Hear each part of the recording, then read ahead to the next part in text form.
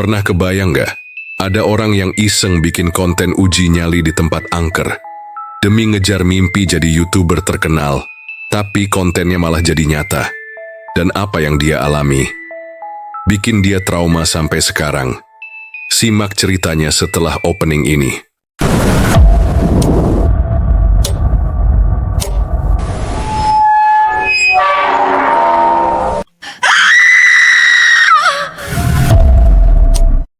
Nama dia Bayu. Bayu bukan anak orang kaya, baru aja lulus dari salah satu sekolah menengah kejuruan di Bandung. Jurusan teknik komputer jaringan, tapi setelah lulus, hidupnya malah lebih sering bengong di rumah. Bukan karena males, tapi ya karena nggak dapet kerja. Padahal udah ngelamar ke sana-sini, pabrik, toko komputer. Bahkan sempet daftar jadi kurir juga. Tapi dari sekian banyak lamaran, cuma dapet 1-2 panggilan. Dan semuanya nggak ada kelanjutannya. Waktu itu, banyak banget yang senasib kayak dia. Abis pandemi, ekonomi jatuh, pemecatan di mana-mana. Akhirnya Bayu lebih banyak di kamar, sambil scroll YouTube, dengerin kisah-kisah horor, yang justru jadi hal yang paling bikin dia betah. Dia suka banget sama cerita-cerita paranormal experience, yang ceritanya kayak beneran, yang bikin bulu kuduk merinding tapi nagih. Dari situ, kepikiranlah dia. Kenapa nggak gue coba bikin sendiri konten kayak gini? Dulu waktu kelas 12, dia sempet coba-coba upload konten horor juga, tapi ya, subscribernya cuma 200-an orang aja. Itu juga kebanyakan teman sekelas dan tetangga, nggak rutin upload. Peralatannya juga pas-pasan, HP kentang, laptop lemot yang layarnya kadang ngedip-ngedip. Tapi, impian dia besar. Dia pengen jadi seperti Atta Halilintar atau Jess No Limit. Punya jutaan subscriber, bisa bantu orang tua, dan dikenal banyak orang. Setelah beberapa bulan menganggur dan bingung, akhirnya Bayu mutusin, gue mau seriusin ini. Mau total di konten horor. Meskipun dengan HP butut dan laptop yang udah mulai panas tiap nyala 15 menit, dia tetap coba bikin konsep. Dan waktu scroll YouTube, ada YouTuber yang masuk ke tempat angker seperti rumah kosong dan kuburan.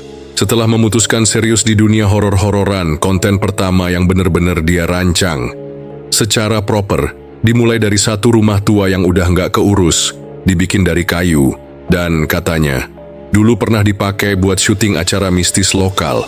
Tapi tentu aja, Bayu nggak sendirian.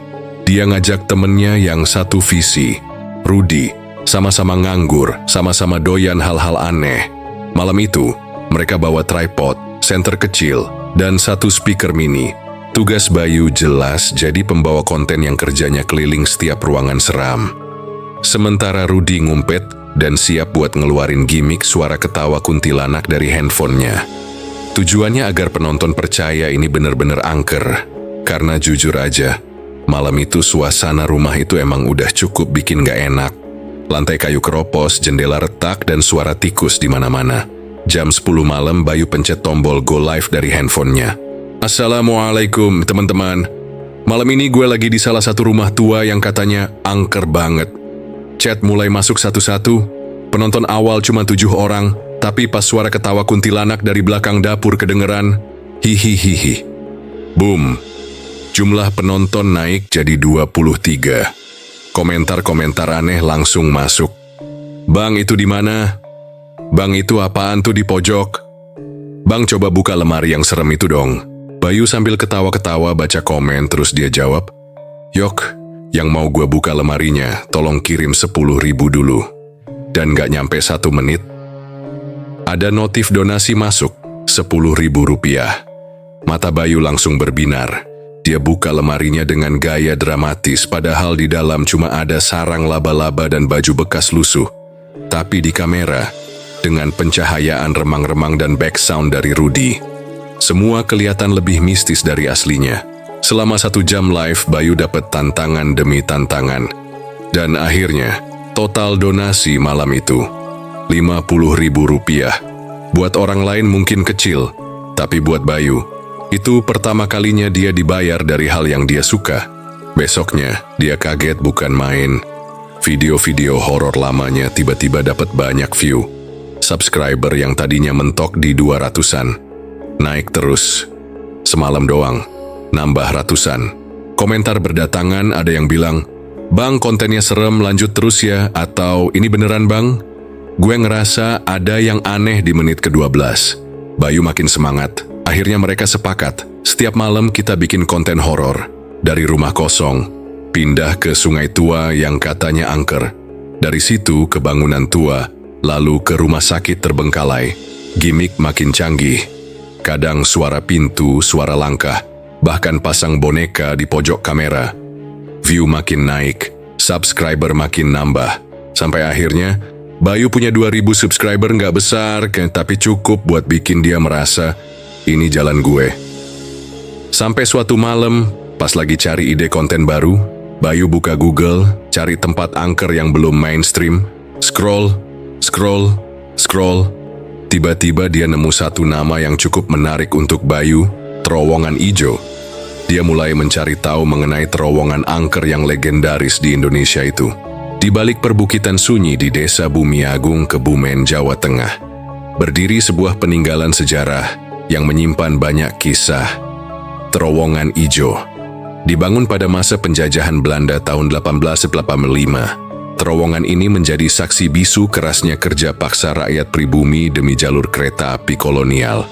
Dengan panjang sekitar 850 meter, terowongan Ijo dulunya menghubungkan Stasiun Ijo dan Stasiun Gombong. Tapi bukan hanya sejarah yang tertinggal di balik dindingnya yang lembab dan gelap, melainkan juga kisah-kisah mistis yang membuat bulu kuduk merinding. Penduduk sekitar menyebutnya angker. Masinis kereta malam konon kerap melihat keranda melayang, tempat yang katanya sudah lama terbengkalai.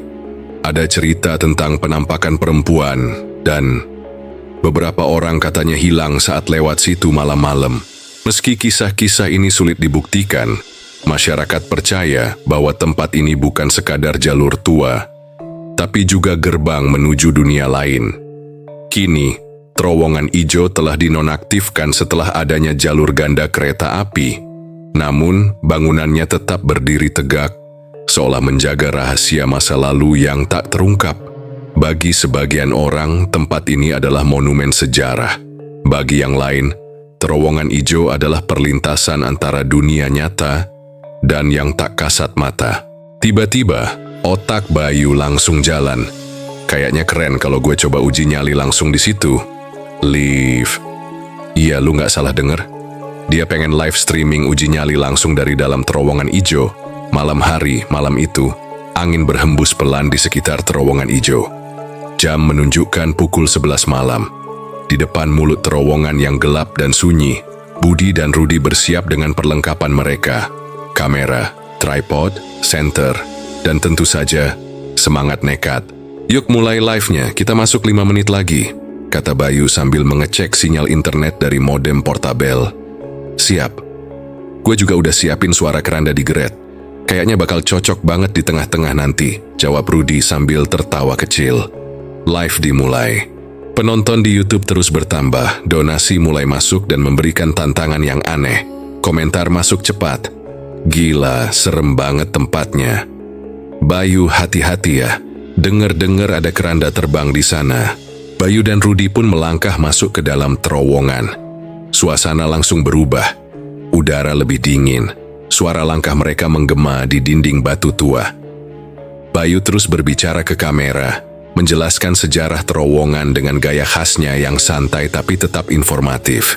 Di menit ke-17, sesuai rencana, Rudi menyalakan suara keranda dari ponselnya yang disembunyikan di balik jaket.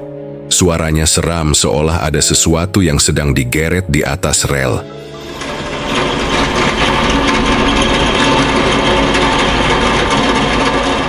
Komentar penonton langsung meledak, "Anjir, keranda! Sumpah gue merinding. Itu lagi di mana lu, Bang?" Bayu tertawa dalam hati. Gimik berhasil. Tapi tiba-tiba suara itu terus berulang tanpa komando dari Rudi, bukan dari ponsel, lebih berat, lebih nyata. Dan datang dari dalam terowongan. Rudi sangat bingung karena suara itu sudah dia matikan. Namun ada suara lain yang muncul. Suara geretan itu makin dekat dan disusul oleh suara seperti langkah kaki yang pelan.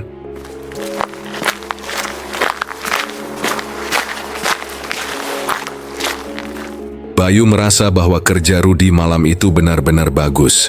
Suara-suara yang muncul dari ponsel seolah-olah benar-benar berasal dari tempat yang sangat angker. Semuanya terasa sangat nyata dan sangat menghidupkan suasana. Bayu pun bangga dengan hasil kerjanya. Namun di sisi lain, Rudi mulai merasa ada yang tidak beres. Dia mulai memberi kode ke Bayu, menyarankan agar mereka segera keluar, dari melambaikan tangan hingga melempar kerikil. Tapi Bayu terlalu fokus dengan live streaming dan semakin asyik dengan interaksi penontonnya. Yo, yang mau donasi 500.000, gue bakal masuk lebih dalam lagi ke terowongan ijo ini. Komen dan donasi masuk terus. Penonton semakin banyak, bahkan mencapai 10.000 orang. Bayu merasa seperti selebriti malam itu, merasakan energi positif dari para penontonnya yang memberikan semangat. Namun, komentar mulai berubah. Ada yang memperingatkan Bayu, "Bang, cepat keluar dari situ, ada sosok jahat di sana. Hati-hati bro, gue indigo, gue lihat ada portal terbuka. Bahaya. Awas, jangan terusin. Ini gue yang nonton jadi mual ngerasain energinya." Bayu, yang merasa semuanya cuman gimmick, mengabaikan komentar-komentar itu. Di dalam pikirannya kerja Rudi sangat sempurna. Tapi tanpa dia sadari, suara yang terdengar itu semakin aneh. Bayu langsung tersenyum dan mengucapkan terima kasih, merasa seperti mendapat jackpot malam itu. "Makasih banget yang udah donasi, kalian keren banget." Dengan semangat yang membara, Bayu melangkah lebih dalam ke dalam terowongan. Namun tepat sebelum dia melangkah lebih jauh, dia melihat tulisan di pintu masuk yang jelas menunjukkan peringatan besar. Dilarang memasuki terowongan melewati batas ini. Tapi dia mengabaikannya. Bayu melanjutkan juga karena di pikirannya cuma ada satu hal. Konten ini bakal viral, gue pasti sukses. Namun, semakin dalam Bayu memasuki terowongan, semakin aneh perasaan yang muncul. Kepalanya mulai pusing, jantungnya berdegup lebih kencang, seakan-akan ada sesuatu yang mengintai dirinya. Aura yang sangat berat mulai terasa. Di satu titik, Bayu ragu. Dia merasa ada sesuatu yang salah, sesuatu yang mengancam. Rudi yang tadi masih mengikuti dari belakang, mulai merasa panik. Dia teriak keras ke Bayu, "Budi, matikan live-nya dan keluar sekarang juga. Gua merasa kita dalam bahaya." Rudi yang punya firasat buruk semakin khawatir. Dia merasa sesuatu yang sangat besar dan jahat sedang mengawasi mereka berdua. Tiba-tiba, di handphone Bayu, komentar-komentar yang masuk berubah lagi. "Tadi suara siapa, Bang? Lu nggak sendirian ke terowongan? Bang, cepat keluar. Itu ada yang ngikutin lu." Bayu kebingungan, tapi dia masih berusaha tenang. "Oh, itu suara penjaga terowongan. Ya udah guys, kita mundur lagi ya." Namun tiba-tiba, saat Bayu mundur sedikit ke arah pintu masuk, sesuatu yang sangat menyeramkan muncul di depannya.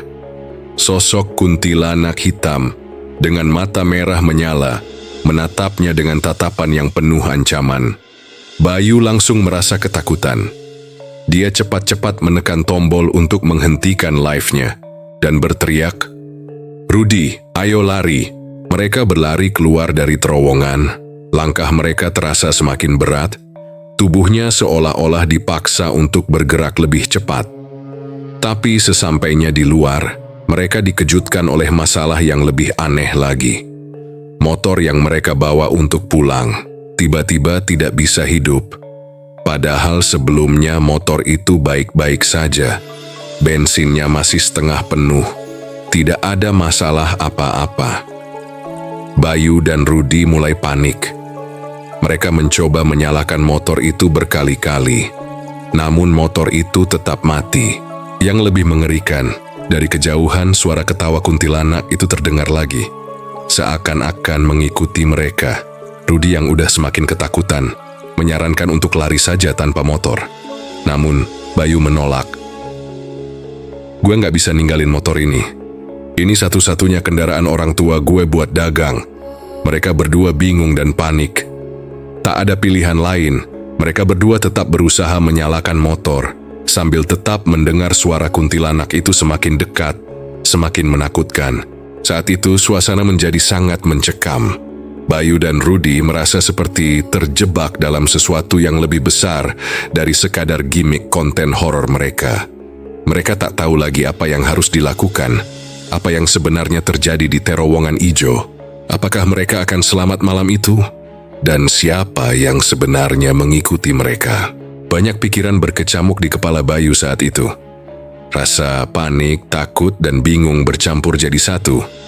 Tapi di tengah kepanikan itu, dia tiba-tiba teringat akan sesuatu yang pernah ia dengar dari salah satu video horor.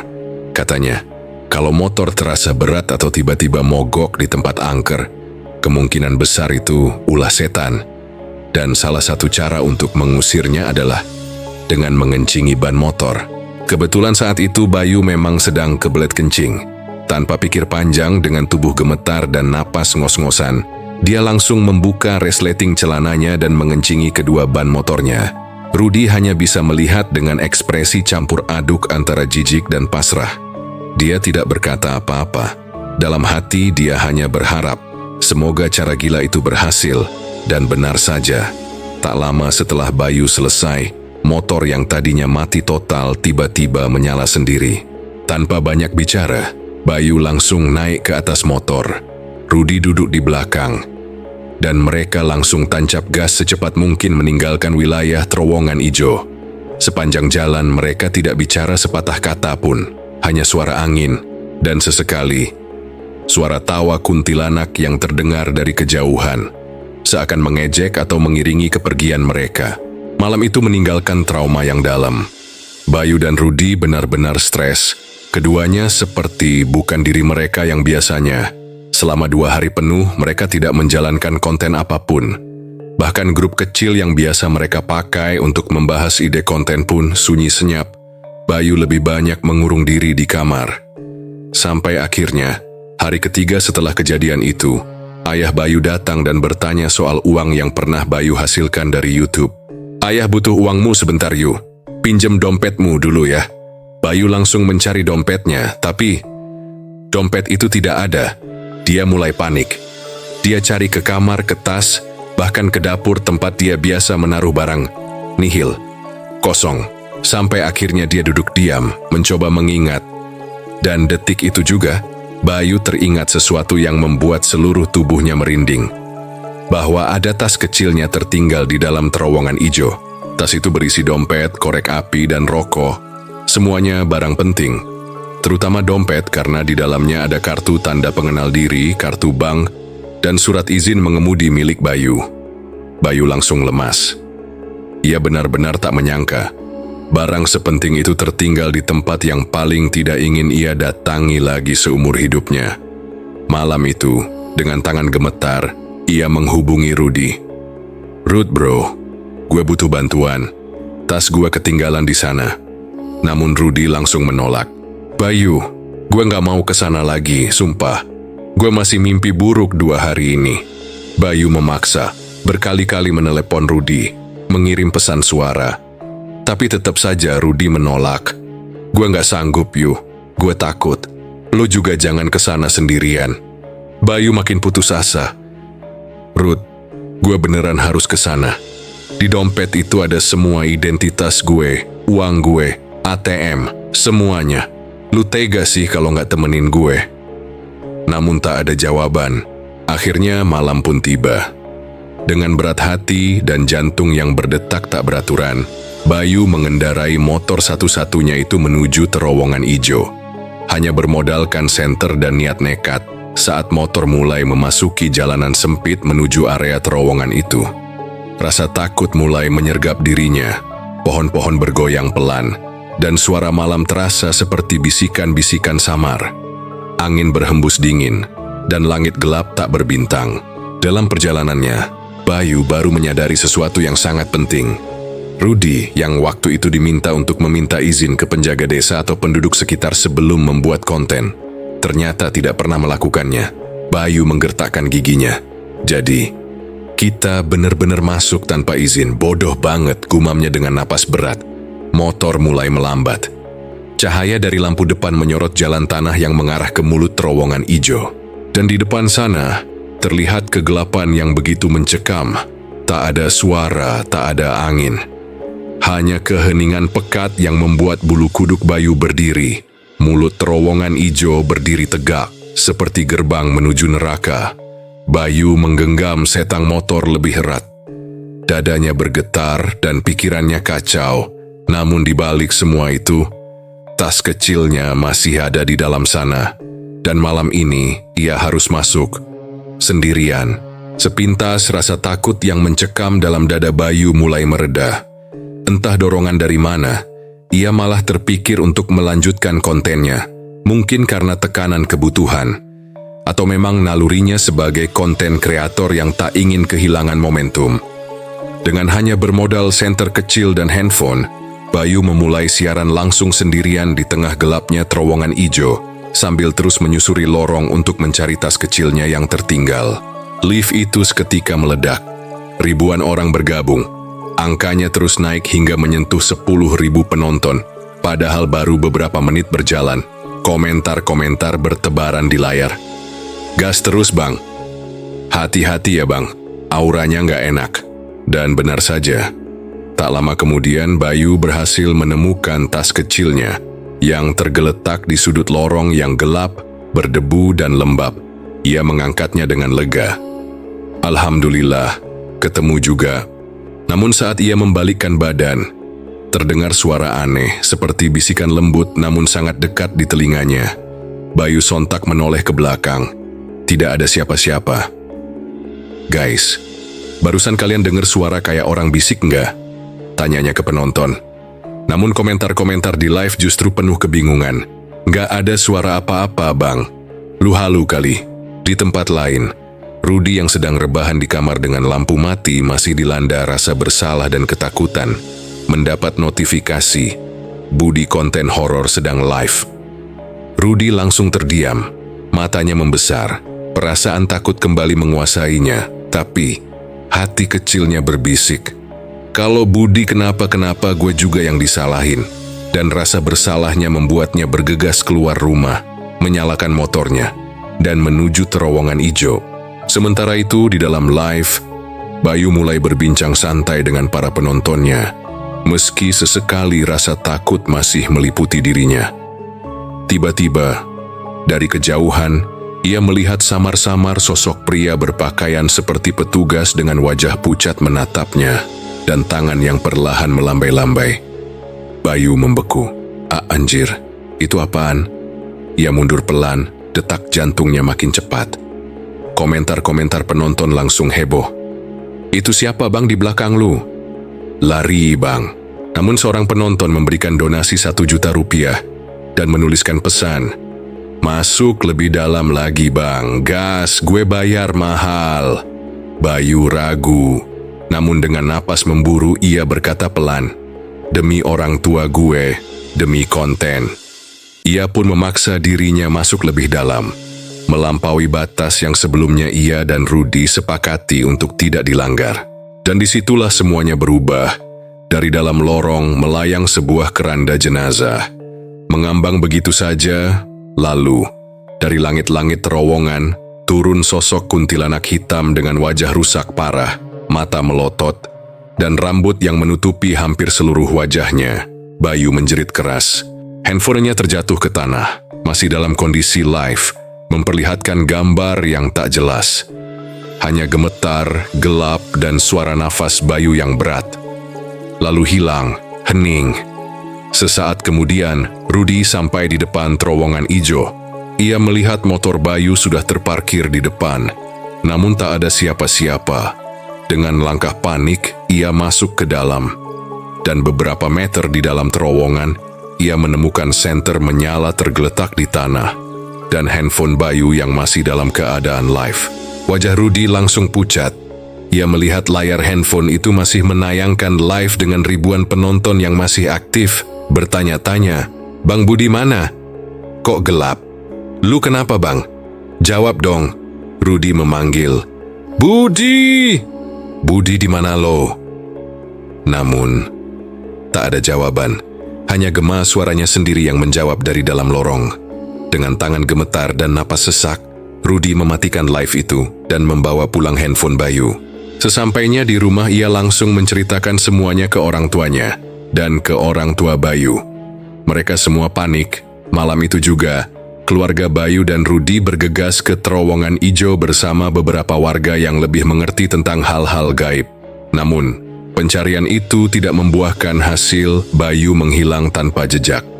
Warga sekitar marah karena dua anak muda itu masuk tanpa izin, tanpa tahu bahwa terowongan itu menyimpan kutukan lama. Sementara itu, konten live Budi yang terakhir menjadi viral di media sosial ditonton jutaan orang dalam hitungan hari. Banyak yang menyalahkan Rudi.